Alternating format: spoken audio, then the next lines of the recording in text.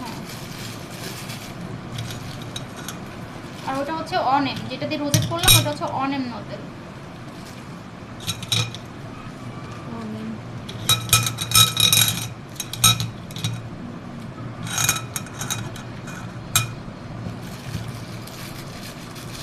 আর এটা এটা 195।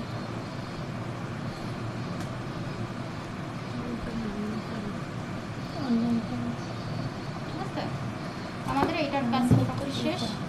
ঠিক আছে, এটা আমি ফ্রিজের ভিতরে রেখে আসি।